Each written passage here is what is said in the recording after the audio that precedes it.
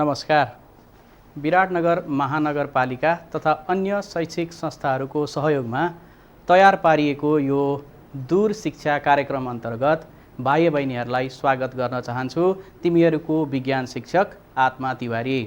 भाइ बहिनीहरू, हामीले गत कक्षामा हाम्रो कक्षा 10 को पहिलो पाठ फोर्स अन्तर्गत ग्राभिटी र ग्राभिटेसनको सम्बन्धमा केही छलफलहरू गरेका थियौँ र भाइ बहिनीहरूलाई मैले एउटा सानो गृह कार्य पनि प्रस्तुत गरेर गएको थिएँ।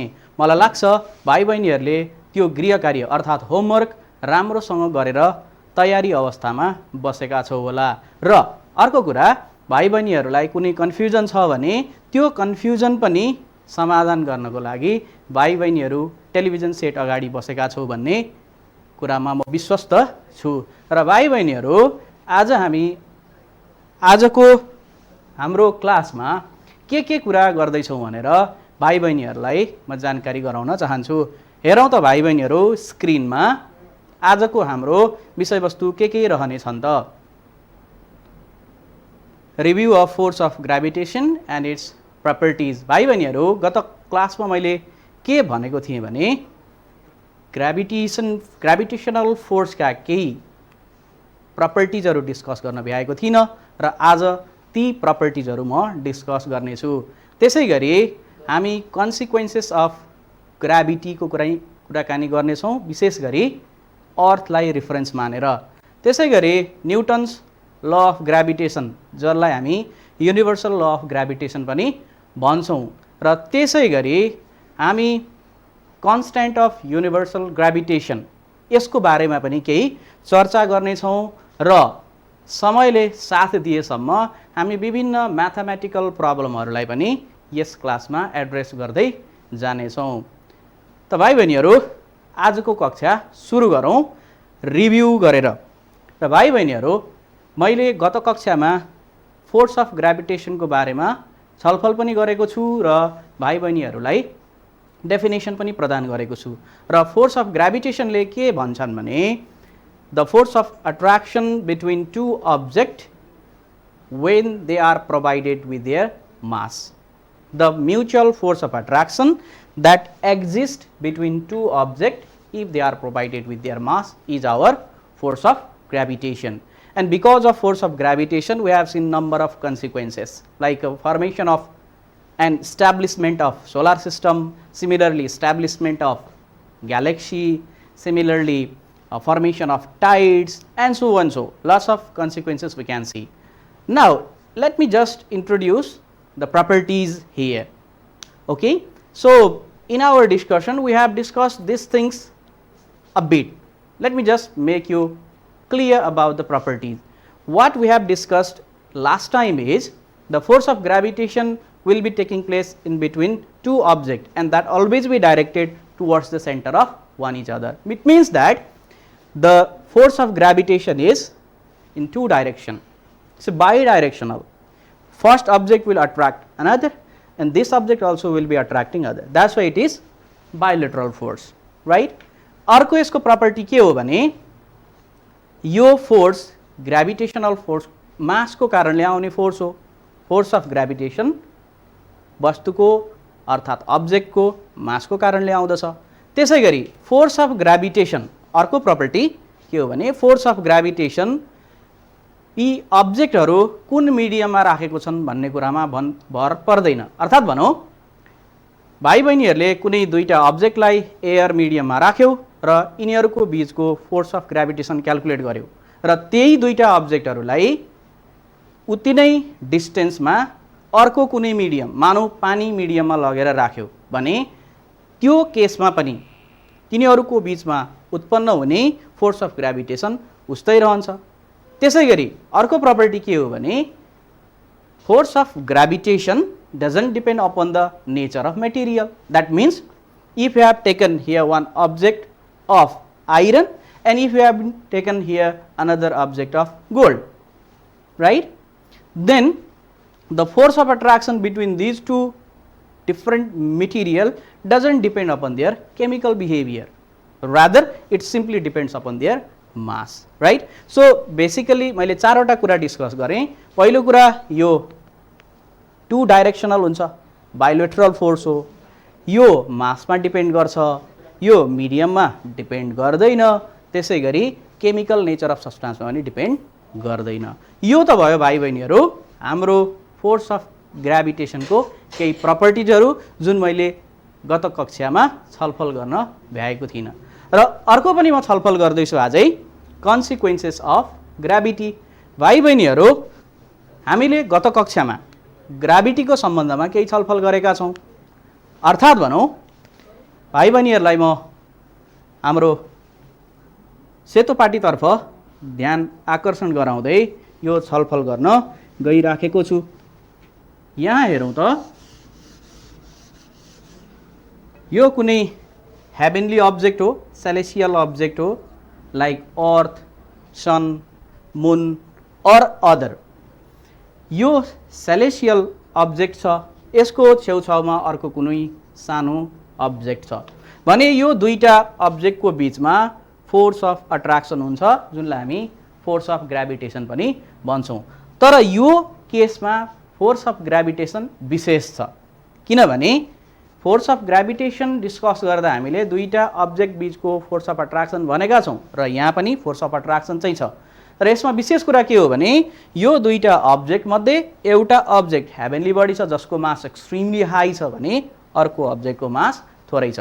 र यो बेला यो मासिभ अब्जेक्टको कारणले यो सानो अब्जेक्ट यो मासिभ अब्जेक्टको सेन्टरतिर अट्र्याक्ट हुन्छ र यस्तो खालको फोर्सलाई भन्छौँ हामी फोर्स अफ ग्राभिटी। र यो फोर्स अफ ग्राभिटी जहिले पनि हेभेनली अब्जेक्टको सेन्टरतिर लागेको हुन्छ। र भाइ बहिनीलाई याद होला गत कक्षामा मैले यसको एउटा कन्सिक्वेन्सको बारेमा पनि डिस्कस गरेको थिएँ। कोही मान्छे अर्थको माथिपट्टि छ र अर्को कुनै मान्छे अर्थको तलपट्टि छ भने दुवै मान्छेहरू उत्तिकै सजिलोसँग पृथ्वीको सर्फेसमा रहन सक्छन्। कारण के हो त? यसको कारण सजिलो छ, हाम्रो फोर्स अफ ग्राभिटी। र फोर्स अफ ग्राभिटी के हुन्छ भाइ बहिनीहरू? It always be directed towards the center. Because of this property, we have been surviving on the surface of Earth, no matter in which part of the Earth we are. कुरा बुझ्यो होइन त भाइ बहिनीहरू? यो कुरा बुझ्नको लागि मैले केही चित्रहरू पनि राखेको छु र यो चित्रहरूमा भाइ बहिनीहरूले देख्न सक्छौ कि फोर्स अफ ग्राभिटीको कन्सिक्वेन्सेसहरू के हुन्छन् भनेर। भाइ बहिनीहरू एकपटक स्क्रिनमा हेरौँ त। पहिलो चित्रमा तिमी देख्न सक्छौ अर्थको माथिपट्टि एकजना मान्छे छन् र तलपट्टि अर्को मान्छे छन्। यी दुवै मान्छेहरूलाई फोर्स अफ ग्राभिटीले आफ्नो सेन्टरतिर तानेको छ र दुवै मान्छेहरू उत्तिकै सहज तरिकाले पृथ्वीको सर्फेसमा बसिराखेका छन्। अर्को पनि हेरौँ, भाइ बहिनीलाई थाहा होला हाम्रो कर्णाली रिभर दक्षिणतर्फ बहिरहेको छ। यो पनि फोर्स अफ ग्राभिटीको कारणले नै हो, किनभने फोर्स अफ ग्राभिटी सेन्टरतिर डाइरेक्टेड हुन्छ। त्यसै गरी अर्को चित्र हेरौँ। यो चित्रमा भाइ बहिनीले देख्न सक्छौ कि एटमोस्फियर किन एक्जिस्ट गर्छ त? किनभने एटमोस्फियरमा भएको पार्टिकललाई, विशेष गरी भनौँ हाम्रो अर्थमा एटमोस्फियर एक्जिस्ट गर्छ, अरू केही सोलर सिस्टमभित्र भएका प्लानेटमा पनि एक्जिस्ट गर्छ भने मुनमा चाहिँ यो एक्जिस्ट गर्दैन। भाइ बहिनीलाई यो कुरा म एकैछिनमा चर्चा गर्छु। र यो existence of atmosphere in Earth is also due to force of gravity, because all the gas particles are attracted towards the center of Earth. That's why it is forming the layer of air that is basically called atmosphere, right? Okay, अर्को चित्र हेरौँ। भाइ बहिनीहरूलाई थाहा होला यो चित्र, थाहा छ भाइ बहिनीहरू? नाम त पक्कै सुनेका होला, बर्ज खलिफा। झन्डै 845 मिटर भन्दा अग्लो गगनचुम्बी भवन, अर्थात् भनौँ स्काई क्रिपर, राइट? यो यति अग्लो भवन, अर्थात् भनौँ झन्डै 1 किलोमिटर अग्लो यो भवन फोर्स अफ ग्राभिटीको कारणले नै यति सहजसँग पृथ्वीमा बस्न सकेको छ। त्यसै गरी यो चित्र पनि हेरौँ। हाम्रोमा वर्षाको समय आउँदैछ, पानी पर्छ। पानी किन पर्छ होला त? पक्कै पनि फोर्स अफ ग्राभिटीको कारणले हो। हामीलाई थाहा छ पानीको मलिक्युलहरूको पनि आफ्नै मास हुन्छ, त्यो मासलाई हाम्रो अर्थले आफ्नो सेन्टरतिर तान्छ र सेन्टरतिर तान्दा पानीका मलिक्युलहरू अर्थतिर आउँछन् जुनले वर्षा गराउँछ। भाइ बहिनीहरू, यो त थियो different consequences of force of gravity र तिमी स्क्रिनमा पनि देखिरहेको हुन सक्छौ the definition of force of gravity, that is the force with which the heavenly object attracts other smaller object towards their centre. भाइ बहिनीहरू, एउटा कुरा याद गरौँ, किनभने यो प्रश्न बारम्बार हाम्रा परीक्षाहरूमा एक्जामिनेसनहरूमा सुन्न पनि सकिन्छ। What is the direction of gravity? सजिलोसँग हामी भन्न सक्छौँ the direction of gravity is always towards the centre of heavenly body. यो त थियो भाइ बहिनीहरू हामीसँग भएको फोर्स अफ ग्राभिटी र फोर्स अफ ग्राभिटेसनको सम्बन्धमा केही छलफल। अब म अलिकति अगाडि बढ्न चाहन्छु र म यहाँ छलफल गर्न चाहन्छु हाम्रो टपिकमा भएको सबैभन्दा महत्त्वपूर्ण कुरा न्युटन्स ल अफ ग्राभिटेसन। भाइ बहिनीहरू, स्क्रिनतर्फ तिमी ध्यान दिइरहेका छौ भन्ने मलाई आशा छ। हेरौँ त न्युटन्स ल अफ ग्राभिटेसनले के भन्दो रहेछ त? कहिलेकाहीँ यो न्युटन्स ल अफ ग्राभिटेसनलाई हामी युनिभर्सल ल अफ ग्राभिटेसन पनि भन्छौँ। किन भन्छौँ होला भन्ने कुराको छलफल म एकैछिनमा गर्नेछु। त्योभन्दा अगाडि म यसको स्टेटमेन्ट पढ्न चाहन्छु। हेरौँ त भाइ बहिनीहरू, the force of gravitation between any two object is directly proportional to the product of their masses and inversely proportional to the square of their distance from their center. This is what the actual statement of universal law of gravitation which was given by Newton. That's why sometimes it is also called Newton's law of gravitation. I will be discussing this statement very rigorously here because this is the heart of our chapter. Okay, most of the problem that we are going to deal here is depending upon this statement, and we will have plenty of questions related to this one. Probably you know very well we will have questions of high ability, that is numerical question, that is going to be asked in group D as a long question. Most of the time in group D, first question of group D will be falling from this law. That's why you have to pay attention very well. Fine. Okay, let me go a bit ahead. You can see the image. This image simply shows that there are presence of two objects. Certain force of attraction is taking place in between these two objects. These objects are separated by distance r from their center. Be careful. The distance always be taken from their center. Why? Why we should not take the distance from the surface? The reason behind this one is all the mass of the object will be directed towards the center of object, or sometime we can say the mass of the object is concentrated towards the center. That's why we have to take the distance of the object from the center. Fine. Okay. And you can see there the mass of these two objects to be m1 and m2. If you see the statement very well in screen, you can find very important relation there. Once you see the two part of this statement, I like to divide this statement into two important parts. That is, first part directly proportional part and second part inversely proportional part. Once you see the force of gravitation between two objects is directly proportional to the product of their masses. That means force is gonna be proportional to the product of their masses, not the sum, not the quotient, not the difference, right?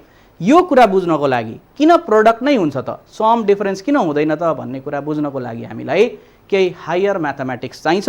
त्यसैले हामी यो कक्षामा किन m1 र m2 नै हुन्छ भन्ने कुरा छलफल गर्न गइराखेका छैनौँ। भाइ बहिनीहरूले पछि हायर स्टडिजमा जब क्याल्कुलस पढ्नेछौ त्यति बेर क्याल्कुलसको सहयोगबाट किन प्रोडक्ट नै हुन्छ भन्ने कुरा थाहा पाउनेछौ। त्यसैगरी you can see there the lower portion of the statement, that is the force of gravitation is inversely proportional to the square of the distance from their center. That is, the force itself is going to be reciprocal of r square if we have taken the distance between the center to be r. Or sometime if you like, then you can take it to be d as well. For my simplicity, I just took r there. Okay. र यो दुईटा स्टेटमेन्टहरुलाई, यो दुईटा न्युटनले दिनुभएको कन्क्लुजनहरुलाई combine गर्यो भने भाइ बहिनीहरुले class 9 मा पढेको F = ma जस्तै खालको रिलेसन आउँछ. That is, we are gonna get F is proportional to m1 into m2 divided by r square. Student, you know well, if we have some kind of relation, that relation never gives us the magnitude. It only provides us the information how the variable are varying. That means this third line of the lower photograph, you can see F proportional to m1 times m2 divided by r square. This suggests us only the force is varying proportionally with the product of the masses and inversely with the distance. But we don't know what magnitude of the force B. To calculate that one, we require some constant to replace the sign of proportionality, that we generally call sign of proportionality, right? र न्युटनले यो आफ्नो सिद्धान्त दिँदाखेरि एउटा कन्स्ट्यान्टको use गर्नुभएको छ, capital जी. र यो क्यापिटल जी लाई नै हामी भन्छौं युनिभर्सल ग्रेभिटेशनल कन्स्ट्यान्ट. र यो कन्स्ट्यान्टको भ्यालु हेनरी क्याभेन्डिस भन्ने मान्छेले, वैज्ञानिकले ल्याबमा with so much carefulness he figured out the value to be 6.67 into 10 to the power minus 11 Newton meter square or kg square. भाइ बहिनीहरु, तिमी स्क्रिनमा देख्न सक्छौ यो भ्यालु हामी कसरी निकाल्छौं होला त. म यसको छलफल व्हाइट बोर्डमा पनि केही गर्नेछु. त्यो भन्दा अगाडि भाइ बहिनीहरुलाई म स्क्रिन तर्फ नै रहन आग्रह गर्छु. यहाँ हेरौं त, यहाँ दुईटा अब्जेक्टहरु छन्, केही ठूलो र केही सानो अब्जेक्टहरु लिएको छु मैले. तर यी दुवैको मास 1 केजी छ. यदि यी दुईटा अब्जेक्टहरु 1 मिटरको डिस्टेन्समा छन् भने यिनीहरु बीचमा उत्पन्न हुने फोर्स अफ ग्रेभिटेशनलाई हामी भन्छौं युनिभर्सल ग्रेभिटेशनल कन्स्ट्यान्ट. अर्थात भनौं यी दुई मासको बीचमा उत्पन्न हुने force of attraction, that is gravitational force of attraction, is equal to, numerically equal to the value of force of gravitation. You can see the mathematics related to this one, that is the force that we are going to figure out from the Newton's relation is F equal to g times 1 into 1, because we have taken the mass to be 1 kg each, and even we have taken the distance between them to be 1. That's why F equal to g times 1 divided by 1 square, which simply gives us the value F equal to g. So our gravitational constant is nothing. Okay, भाइ बहिनीहरुले कुरा बुझिरहेको छौ भन्ने मलाई लागेको छ, किनभने यो सजिलो पनि छ. क्यापिटल जी अर्थात भनौं universal gravitational constant is nothing, the force. But what kind of force? The force that exists between unit masses when that object are separated through 1 meter from their center. कति सजिलो छ हेरौं त भाइ बहिनीहरु. यो प्रश्न पनि तिमी देख्न सक्छौ पुराना एसईई एसएलसी हरुका प्रश्नपत्रमा सबैभन्दा बढी दोहोरिएको प्रश्न हो. त्यसैले भाइ बहिनीहरुलाई म यसमा अझ बढी ध्यान दिन आग्रह गर्छु, किनभने कहिलेकाहीँ यसको डेफिनेसन सोधिन्छ, कहिले यसको युनिट सोधिन्छ. त्यसैले म यसमा केही जोड दिइराखेको छु. हेरौं त डेफिनेसन कसरी लेख्न सकिन्छ होला. The universal gravitation constant is defined as the mutual force of attraction between two unit masses separated by the unit distance from their center. एकदमै सजिलो छ. अब यसको युनिटको चर्चा गरौं. युनिटको चर्चा गर्न पनि सजिलो छ. यदि तिमीले F equal to g m1 m2 by r square भन्ने इक्वेशनलाई सल्भ गरेर g लाई फ्री गर्यौ भने g को युनिट निकाल्न सकिन्छ. भाइ बहिनीहरुलाई म केही समयपछि व्हाइट बोर्डमा यो गरेर पनि देखाउँछु. र यहाँ केही प्रपर्टीजहरु मैले उल्लेख गरेको छु. g कस्तो खालको हो त, g का प्रपर्टीहरु के हुन्छन् त भनेर मैले यहाँ लिस्ट आउट गरेको छु। G doesn't depend upon medium, G doesn't depend upon the nature of material, G will be working equally in all place, no matter if you are even inside the nucleus or even if you are very beyond our solar system, that is somewhere in the universe. It doesn't depend upon place, it doesn't depend upon material, it doesn't depend upon the surrounding and so and so. So यसका प्रपर्टीहरू यो छन्। भाइ बहिनीहरू, अब म Newton's law of ग्रेभिटेसनलाई हाम्रो white बोर्डमा फेरि पनि छलफल गर्न गइरहेको छु। भाइ बहिनीहरू, अब तिम्रो ध्यान व्हाइट बोर्ड तर्फ लगाऊ है त।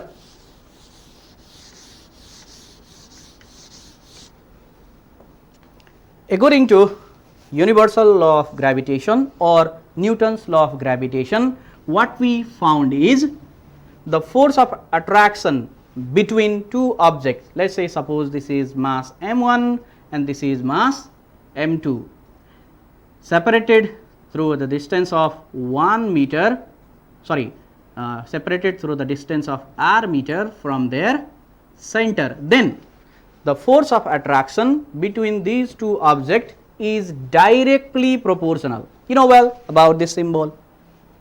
Force is directly proportional to the product of their masses. Fine. This is our first relation, first part of the equation, first part of the statement. Similarly, second part of the statement says that force of attraction is inversely proportional. You know well about this one. This means inversely proportional to the square of the distance from their center. If you combine these together, these are two relations. Okay, these are not equation actually. These only shows the variation. Equation should have some equality. Okay. So when we combine these two relations, then we are going to obtain a relation, that is F proportional to m1 times m2 divided by r square. So in this relation, you see there are variables only, and this is simply giving us the idea how the variables are varying with this force. We don't get the actual value. So to obtain the actual value, we remove this sign of proportionality by some other equality, that is F equal to G m1 m2 divided by r square, and this is the Newton's law of gravitation or universal law of gravitation. भाइ बहिनीहरूलाई मैले अघि बताएको थिएँ कि हामी यो capital जी को युनिट कसरी निकाल्न सक्छौं भनेर। अब म यहाँ व्हाइट बोर्डमा क्यापिटल जी को युनिट कसरी निकाल्ने हो भनेर सिकाउन गइराखेको छु। हेरौं त भाइ बहिनीहरू, हामीसँग F equal to G m1 m2 divided by r square भन्ने फर्मुला छ, हामीले भर्खरै अब्टेन गरेका छौं। अब यो फर्मुलालाई अलिकति सिम्प्लिफाई गर्ने हो भने र यो क्यापिटल जी लाई फ्री गर्ने हो भने हामी कस्तो खालको रिलेसन, कस्तो खालको इक्वेसन भेट्छौं होला त? F हामी क्रस मल्टिप्लाई गरेर हेरौं र यो जी लाई फ्री गर्ने कोशिश गरौं। F r square equal to G m1 times m2। अब यो जी म फ्री गर्न सक्छु, that is F r square divided by m1 times m2। यति त पक्कै पनि गर्न सक्छौ भाइ बहिनीहरू, इक्वल टु जी। अब हाम्रो क्यापिटल जी फ्री पनि भइसकेको छ। अब यही सूत्रबाट हामी जी को युनिट पनि निकाल्न सक्छौं र जी को भ्याल्यु पनि निकाल्न सक्छौं। हेरौं त भाइ बहिनीहरू, हामीलाई थाहा छ force is measured in Newton, and this is your distance. You can see here, this is the distance between these two objects. Distance means it will be measured in meter. If it is square, obviously it is meter square. Okay, so this is your meter square. In denominator you can see two masses, and they are operated with the binary operation of product, that is mass 1 is kg, it will be measured in kg, quite obvious, and m2 is also measured in kg, and that is equal to your G, capital G. Okay, so you can see this capital G as unit this capital G as unit Newton meter square per kg square. हेरौँ त भाइ बहिनीहरु, Newton meter square kg into kg square, that is in denominator, that's why I brought it in numerator by using the law of indices. बुझ्यो हैन त भाइ बहिनीहरु? अब म क्यापिटल जी को भ्यालु कसरी निकालियो होला त भन्ने कुरा पनि चर्चा गर्दै छु। हेरौँ त भाइ बहिनीहरु, हामीसँग भएको formula g equal to fr square by m1 into m2, f मैले f नै राखेको छु र क्यापिटल जी को भ्यालु निकाल्नको लागि I will take this object of 1 kg that we sometime call unit mass. Similarly, this is of 1 kg, another unit mass, and the distance between their center is again unity. Unity means 1 meter. Okay. Then I will just substitute these r m1 m2. Okay. F r square divided by m1 into m2. Okay. This is your f into 1 square divided by 1 into 1. अब हेरौँ त भाइ बहिनीहरु, यो g के भएर आयो त? g को भ्यालु त f पो भएर आयो। तर यो कस्तो f? एउटा विशेष अवस्थाको f, that is the universal gravitational constant, okay, or Newton's gravitational constant is the force of attraction, is the gravitational force. कस्तो अवस्थामा भएको? Obviously the gravitational constant is the force of attraction between two unit masses separated through 1 meter from their center. सजिलो छ हैन त भाइ बहिनीहरु? अब भाइ बहिनीहरुलाई अघि मैले बाचा गरे अनुसार यो ल लाई हामी किन युनिभर्सल ल भन्छौं र यो कन्स्ट्यान्ट लाई किन कन्स्ट्यान्ट भन्छौं त भन्ने कुराको चर्चा गर्दै छु। हेरौँ त भाइ बहिनीहरु, यो ल अफ ग्राभिटेसन संसारमा ब्रह्माण्डभरि युनिभर्सभरि जता पनि प्रयोग गर्न सकिन्छ। यसले एकदमै मासिभ अब्जेक्टहरु देखि लिएर साना साना अब्जेक्टहरुसम्म पनि इक्वली एप्लिकेबल रहन्छ। त्यसैले यो ल लाई हामी युनिभर्सल ल भन्छौं। त्यसैगरी यो क्यापिटल जी लाई किन युनिभर्सल ग्राभिटेसन कन्स्ट्यान्ट भनिन्छ त? पक्कै पनि यो क्यापिटल जी को भ्यालु न टाइमसँग भर पर्छ, न समयसँग भर पर्छ, न अन्य कुराहरुसँग भर पर्छ। यो त मात्र भर पर्छ के अब्जेक्टहरुको मास र डिस्टेन्स, र त्यो पनि mass of the object should be unity and the distance between their center must be unity, right? भाइ बहिनीहरु, आज मैले विशेष गरी न्यूटन्स ल अफ ग्राभिटेसन को चर्चा गरेको छु र मलाई लाग्छ भाइ बहिनीहरुले न्यूटन्स ल अफ ग्राभिटेसन बुझेका पनि छौ र यो न्यूटन्स ल अफ ग्राभिटेसन को आधारमा हामी केही न्यूमेरिकल प्रब्लमहरु पनि सल्भ गर्न सक्छौं र यो न्यूमेरिकल प्रब्लमहरु सल्भ गर्न चाहिँ भाइ बहिनीहरुलाई आज मैले होमवर्क को रूपमा प्रदान गर्दै छु र अर्को कक्षामा हामी भाइ बहिनीहरुले गरेर पक्कै पनि बसेका हुनेछौ। यदि कुनै खालको समस्या आयो भने भाइ बहिनीहरुको सहयोगको लागि म सधैं तत्पर पनि छु। त्यसैले भाइ बहिनीहरु एकपटक स्क्रिनमा हेरेर यो प्रश्नहरु कपी गर्न कोसिस गर त। म भाइ बहिनीहरुलाई सहयोग गर्न चाहन्छु यो प्रश्नहरु पढेर। पहिलो प्रश्न छ, find the force of gravitation between a man of 50 kg standing on earth surface whose radius is 6400 km. And another question to you as a homework is, two objects of mass 20 kg each are separated through 5 meter from their center. Find the force between them first and later find the what happens to their force if the distance between them is first reduced to half and second doubled, keeping their mass to be constant. यो प्रश्नमा मैले भाइ बहिनीलाई के भनेको छु भने मास चाहिँ परिवर्तन नगर, त्यसको डिस्टेन्स परिवर्तन गर्दा त्यसको फोर्समा कस्तो खालको चेन्ज आउँछ त्यो निकाल्न छोडेर आजको कक्षाबाट म भाइ बहिनीहरुबाट बिदा हुन चाहन्छु। धन्यवाद।